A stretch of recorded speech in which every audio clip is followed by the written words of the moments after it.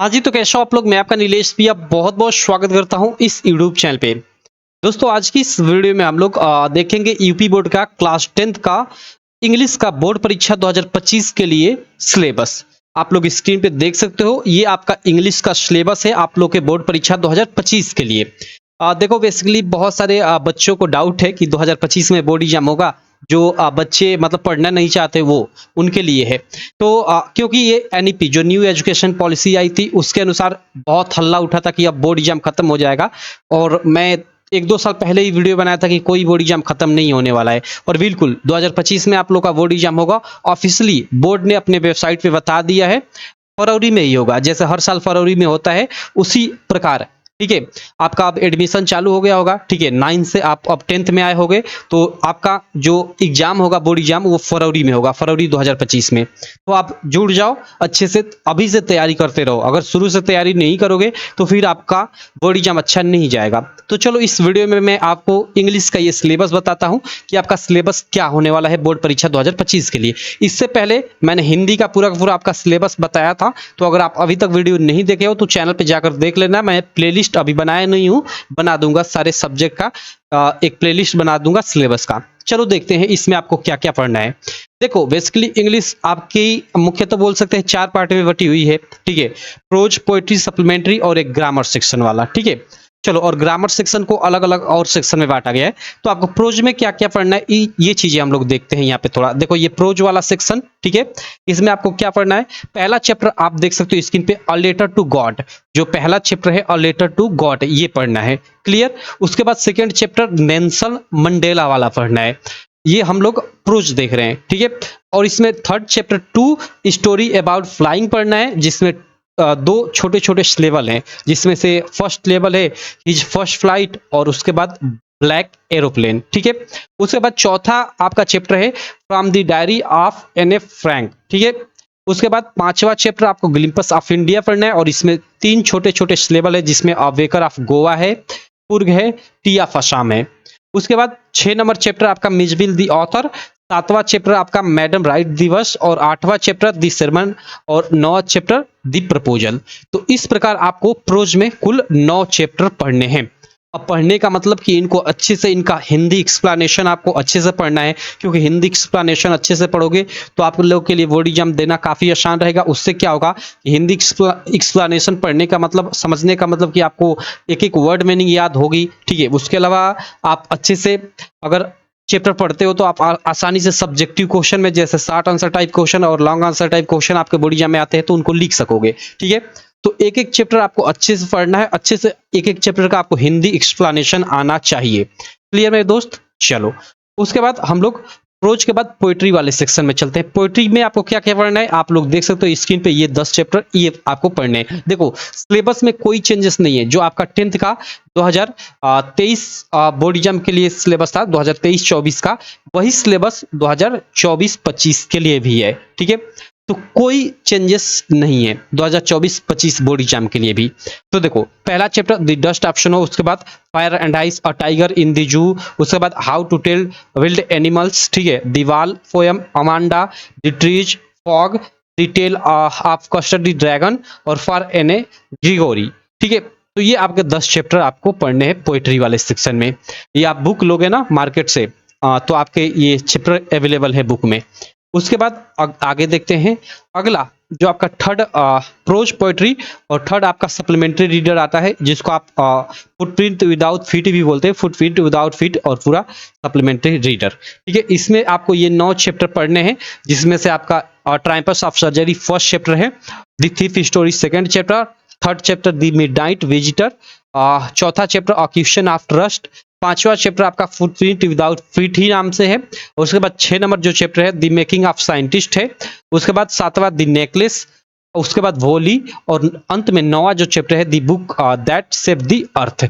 तो ये आपके 9 चैप्टर यहाँ पे सप्लीमेंट्री रीडर में आपको पढ़ना है। तो प्रोज पोएट्री सप्लीमेंट्री में ये चीजें आपको पढ़नी है।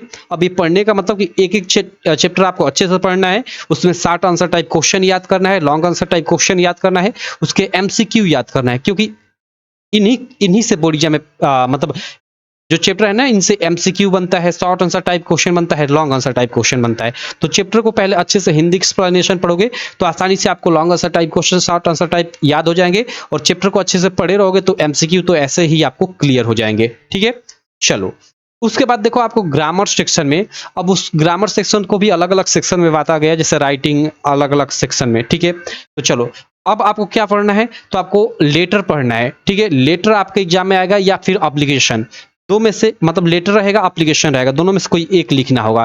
तो आपको लेटर भी पढ़ना है, एप्लीकेशन भी पढ़ना है। उसके अलावा आपको क्या पढ़ना है अगर ग्रामर सेक्शन में, और उसके अलावा देखो यहाँ पे आर्टिकल भी आपको पढ़ना है। रिपोर्ट किसी चीज पे आपको लिखने को आता है या आर्टिकल, ठीक है, या आर्टिकल, दोनों में से कोई एक। तो लेटर एप्लीकेशन में से कोई, मतलब आपके टॉपिक दोनों दिए रहेंगे, लेटर भी दिया रहेगा, एप्लीकेशन भी दिया रहेगा आपके पेपर में। ठीक, अभी मैं पेपर भी दिखाऊंगा कैसे आएगा।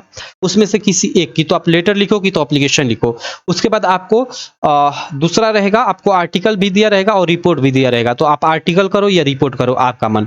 ठीक, इस उसके अलावा आपको जैसे अन्य ग्रामर सेक्शन में जैसे एमसीक्यू कहाँ कहाँ से और पूछे जाएंगे, तो उसमें पार्ट ऑफ स्पीच शामिल होगा, आर्टिकल शामिल होगा, रीऑर्डरिंग ऑफ द सेंटेंसेस शामिल होगा, स्पेलिंग से रिलेटेड आपके एमसीक्यू होंगे। ठीक है, और यहाँ पे आपके यहाँ देखो वॉइस, ये तो ठीक है, ये तो अलग चीज है। आपके एग्जाम में सब्जेक्टिव क्वेश्चन में, मतलब ग्रामर सेक्शन में नरेशन भी आएगा। ठीक है, वॉइस भी आएगा, यानी नरेशन भी पढ़ना है, वॉइस भी पढ़ना है ग्रामर सेक्शन में। ठीक है, उसके अलावा हाँ चलो मैं आपको पूरा पूरा, तो ये चीजें आपके सिलेबस में है मोटा मोटी। मैं आपको पूरा पूरा एक पेपर दिखाता हूँ कि आपका पेपर कैसे आया था। मैं 2000 अभी जो ये 24 में फरवरी में आपका एग्जाम हुआ है उसका एक पेपर दिखाता हूँ।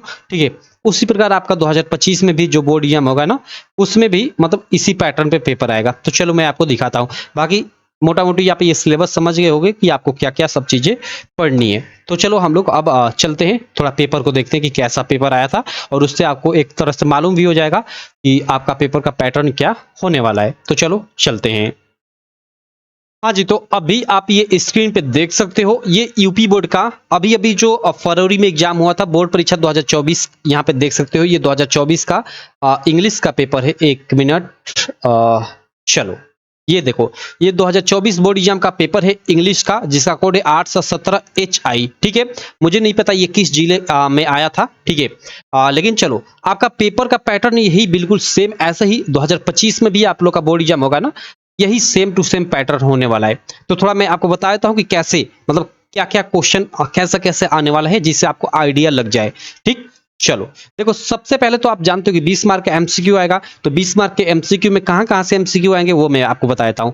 अब देखो, इसमें पहला जो, मतलब शुरू के 3 एमसीक्यू रहेंगे, 20 में से शुरू के 3 एमसीक्यू, वो आपके मतलब एकदम अनसीन पैसेज पे आधारित रहेंगे, मतलब वो आपके बुक वुक से नहीं होंगे, बिल्कुल बाहर से होंगे। जैसे देखो यहाँ पे आपको एक ये अनसीन पैसेज दे दिया है, इस पैसेज को आपको पढ़ना है, ये आपके बुक वुक से नहीं है, बुक से बाहर का है। ठीक है, और इसको पढ़कर 1, 2 और 3, ये जो 3 क्वेश्चन है ना, इनका उत्तर देना है। पढ़ोगे तो इसका उत्तर आपको आसानी से मिल जाएगा, उसको पढ़ना है और उसी के आधार पे ये क्वेश्चन पूछा गया है, तो इन क्वेश्चन का आपको आंसर देना है। ठीक, और ओएमआर शीट में सही ऑप्शन मान लो इसका बी है, तो बी को ओएमआर शीट में आपको रखना होता है। तो 3 शुरू के एमसीक्यू ऐसे होंगे। ठीक है, उसके बाद आपके क्वेश्चन नंबर 4 से 8 तक, जो क्वेश्चन नंबर 4 से 8 तक होंगे, यानी चौथा, पांचवा, 6 नंबर, 7वां और 8वां, यानी ये 5 जो एमसीक्यू होंगे, ये आपके कहां से होंगे, तो ये आपके बेसिकली मतलब ग्रामर पे, टोटली ग्रामर एक तरह से बोल सकते हैं, जिसमें से आपका आर्टिकल से भी हो सकता है। ठीक है, आपका पार्ट ऑफ स्पीच से क्वेश्चन हो सकता है, जिसमें खासकर प्रीपोजिशन से पूछा जाता है। उसके अलावा आपका रीऑर्डरिंग ऑफ द सेंटेंसेस से होगा। उसके अलावा आपका पार्ट ऑफ स्पीच में तो मैंने बता दिया। उसके अलावा आपका टेंस से होगा। ठीक है, टेंस से रिलेटेड क्वेश्चन होगा। उसके अलावा आपका क्या होगा, तो उसके अलावा रीऑर्डरिंग ऑफ द वर्ड, ये fill in the blank. Okay, ये मिस स्पेल्ड से भी होगा, मतलब आपको इसमें से 4 आपको ऑप्शन दिया रहेगा, 3 स्पेलिंग गलत रहेगी, एक सही रहेगी, उसको छांटना होगा, या इसका उल्टा भी कर सकता है। ठीक है, तो ये आपके 7 मतलब 8 तक ये प्रश्न रहेंगे। ठीक है, 4, 5, 6, 7, 8, यानी 4 नंबर से 8 तक कुछ इस प्रकार। उसके बाद आगे आपके प्रश्न कैसे रहेंगे, तो ये देखो 9 और 10 नंबर जो प्रश्न होगा, यहाँ पे आपको आपके प्रोज वाले सेक्शन से, जो प्रोज वाला चैप्टर जिसमें आपके अ लेटर टू गॉड या नेल्सन मंडेला जो चैप्टर थे, ठीक है, उन्हीं चैप्टर से क्या करेगा कि यहाँ पे एक आपको मतलब लाइन दे देगा कुछ, यानी पैसेज इसको बोल सकते हैं, ये पैसेज आपको दे देगा, और इस पैसेज में से छांट कर आपको ये मतलब दो क्वेश्चन का आंसर देना है, क्वेश्चन नंबर 9 और क्वेश्चन नंबर 10। मतलब इस पैसेज को आपको पढ़ना है और इसी पैसेज पे ये दो क्वेश्चन आधारित होंगे। तो चूंकि चैप्टर आप अच्छे से पढ़े रहोगे तो यहाँ आपको पैसेज पढ़ने की जरूरत नहीं रहेगी, डायरेक्ट आप आंसर दे सकते हो, ठीक है। तो आपका टाइम बचेगा, तो इसलिए आप चैप्टर अपना एक एक चैप्टर अच्छे से पढ़ना। उसके बाद 9 के बाद 10, 9 10 हो गया। 11 देखो, 11 12 13, 11 12 13 जो है ये डायरेक्ट आपका जो प्रोज वाला सेक्शन है, यानी प्रोज के जितने भी चैप्टर है किसी भी चैप्टर से यहाँ 3 आपके डायरेक्ट उठा कर दे देगा एमसीक्यू। ऊपर हमने 2 एमसीक्यू देखा, वो तो पैसेज पे आधारित था, मतलब उनके लिए पैसेज दिया था। मान लो आपने चैप्टर भी नहीं पढ़ा है तो पैसेज दिया है, तो पैसेज को पढ़कर आंसर ढूंढ सकते हो। लेकिन यहाँ आपको चैप्टर पढ़ना मतलब जरूरी है, मतलब आप चैप्टर नहीं पढ़े रहोगे तो इनका आंसर आप नहीं दे पाओगे, ठीक। तो ये डायरेक्ट आपका एमसीक्यू, यानी 5 एमसीक्यू आपका कहाँ से पूछ रहा है भाई, प्रोज से पूछ रहा है, इस चीज को आपको ध्यान रखना है। और उसके बाद 13 के बाद 14 और 15 नंबर क्वेश्चन क्या रहेगा, तो देखो ये आपका पोइट्री सेक्शन से कोई भी पोइट्री की यहाँ 2 या 4 पंक्तियां दे देगा, ठीक है। और इससे रिलेटेड आपका 2 यहाँ पे एमसीक्यू पूछ देगा, क्लियर। तो 2 एमसीक्यू यहाँ आपके पोइट्री सेक्शन से, और उसके बाद आपके आगे के यानी 16 से 20 तक के आपके जो एमसीक्यू रहेंगे वो आपका फुटप्रिंट विदाउट फिट, यानी सप्लीमेंट्री रीडर वाला जो चैप्टर जिसमें द ट्रायम्फस ऑफ सर्जरी वाला चैप्टर है, द थीफ स्टोरी वाला चैप्टर है, उनसे ये आपके 5 एमसीक्यू रहेंगे। तो इस प्रकार आपका 20 एमसीक्यू आएगा। उसके अलावा 20 एमसीक्यू के अलावा अब देखो यहाँ हम लोग थोड़ा, ये तो आपके ओएमआर बेस्ड प्रश्न है। अब इसके अलावा यहाँ पे देख लेते हैं पार्ट ये ए रहा जिसमें 20 एमसीक्यू रहे। पार्ट बी में आप लोग का क्या क्या आएगा, तो इसमें देखो आपका रीडिंग राइटिंग अलग अलग सेक्शन से प्रश्न रहेंगे। तो जिसमें से पहला जो ये इसमें प्रश्न रहेगा, या 20 के बाद इसको 21वां प्रश्न भी बोल सकते हैं, ठीक है। ये अब ये सब्जेक्टिव प्रश्न है, इनका आंसर आपको अच्छे से डिटेल में लिखना होगा। तो 21वां ये प्रश्न होगा, इसमें क्या होगा, यहाँ पे एक अनसीन पैसेज दिया रहेगा, इस पैसेज को आपको पढ़कर, और यहाँ पे आपके देखो ये प्रश्न पूछे गए हैं, चार्ट है, ये प्रश्न पूछे गए हैं, इन चारों प्रश्नों का आपको उत्तर लिखना है, जिसमें से 3 प्रश्न आपके 2-2 मार्क के रहेंगे, और एक आपका जिसमें से आपका बिलोमोलन पूछ देगा, या फिर मतलब आपको साइनोनियम यानी पर्यायवाची पूछ देगा, तो ये 1 मार्क का रहेगा। यानी 7 मार्क का यहाँ पे ये अनसीन पैसेज से रिलेटेड आपका सब्जेक्टिव क्वेश्चन रहेगा।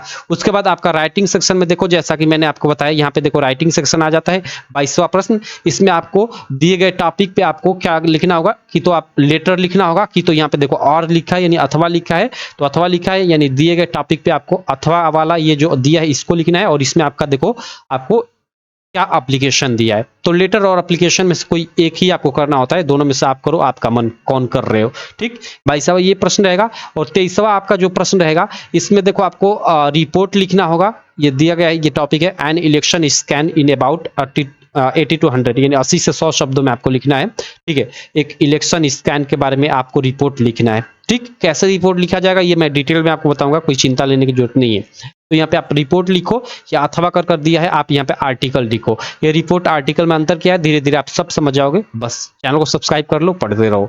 चलो भाई, तो ये आपका इस प्रकार प्रश्न रहेगा। उसके बाद देखो ये ग्रामर सेक्शन आ जाता है, और ग्रामर सेक्शन में आप लोग देख सकते हो ये आपका ये ए बी सी डी कर ये 4 प्रश्न रहेंगे, 2-2 मार्क के रहेंगे। इसमें आपका नरेशन से रिलेटेड प्रश्न रहेगा, वॉइस से रिलेटेड प्रश्न रहेगा, उसके पंक्चुएशन से रिलेटेड प्रश्न रहेगा, और एक आपका ये 4 मार्क का प्रश्न रहेगा, ये आपका Hindi to English translation, Hindi to English translation आप लोग देख सकते हो। तो ये आपके प्योरली ग्रामर सेक्शन से सब्जेक्टिव क्वेश्चन इस प्रकार का रहेगा।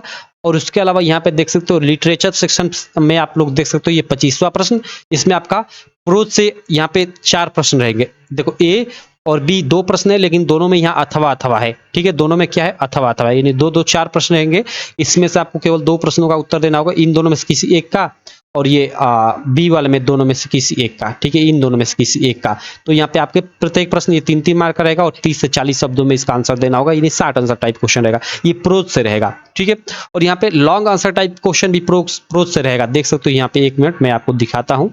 ये 26वां प्रश्न, ये देखो आपको किसी एक प्रश्न का उत्तर 60 शब्दों में देना है, जिसका आपको 4 मार्क मिलेगा, यानी लॉन्ग आंसर टाइप क्वेश्चन है। और ए और बी कर 2 प्रश्न दिया है, दोनों में से किसी एक का ही आपको देना है आंसर, ठीक है। ये भी आपके प्रोज वाले सेक्शन से है, यानी 3 + 3 यानी 6 मार्क का आप लोग का, और ये 4 10 मार्क का आपका प्रश्न पूछ रहा है सब्जेक्टिव, मतलब सब्जेक्टिव प्रश्न में 60 आंसर टाइप क्वेश्चन और लॉन्ग आंसर टाइप मिलाकर प्रोज वाले सेक्शन से, ठीक है। और 5 मार्क का हमने देखा एमसीक्यू पूछा गया था, यानी 15 मार्क का आपका प्रोज से पूछा जा रहा है प्रश्न। अब देखो अगला प्रश्न, यहाँ पे देखो ये आपका प्रश्न 27वां आपका पोएट्री सेक्शन से रहेगा। पोएट्री सेक्शन में आपका यहाँ पे मतलब किसी भी चैप्टर से यहाँ एक नॉर्मल सा प्रश्न रहेगा, इस प्रश्न का उत्तर लिखो, अथवा यहाँ आप दिया कि 4 लाइन का पोएम लिखो। तो भाई प्रश्न का उत्तर कोई नहीं लिखेगा, 4 लाइन का पोएम सब लोग लिखेंगे, तो यहाँ तो ये प्रश्न आसान हो जाता है। और अगला प्रश्न जो रहेगा 28वां, वो आपका पोएट्री के किसी भी चैप्टर से, यहाँ 3 चैप्टर का नाम दिया रहेगा, ठीक है, कोई भी चैप्टर का नाम दे सकता है और इसमें से किसी एक को चूज कर आपको क्या लिखना है, सेंट्रल आइडिया आपको लिखना है, ठीक है। चलो उसके बाद इसके बाद 29वां प्रश्न रहेगा आपका सप्लीमेंट्री रीडर से, ठीक है। प्रोज पोएट्री खत्म, आप सप्लीमेंट्री रीडर से यहाँ पे देखो 2 प्रश्न रहेंगे, दोनों में से किसी एक का आपको उत्तर लिखना है 30 से 40 शब्दों में, यानी 60 आंसर टाइप क्वेश्चन है और ये 3 मार्क का रहेगा। और 30वां जो प्रश्न रहेगा ये भी आपका फिट विदाउट फिट यानी सप्लीमेंट्री रीडर से रहेगा और ये लॉन्ग आंसर टाइप क्वेश्चन होगा। 2 प्रश्न दिया रहेगा, इनमें से किसी एक का आपको आंसर देना होगा और 60 शब्दों में देना होगा, जो 4 मार्क आपको देकर जाएगा। तो इस प्रकार पूरा ये पेपर आपका आएगा, इस प्रकार आपका डिवाइडर रहेगा। मैंने पूरा बता दिया कि आपका पेपर कैसे आएगा, बाकी आपको सिलेबस भी बता दिया। आशा करता हूँ आपको सारी चीजें समझ में आ गई होंगी, कोई डाउट भी नहीं रहा होगा। अगर कोई भी डाउट रहता है तो आप कमेंट करना, मैं रिप्लाई जरूर करूंगा, ठीक है। चलो मैं मिलता हूँ आपसे नेक्स्ट वीडियो में, तब तक के लिए थैंक यू।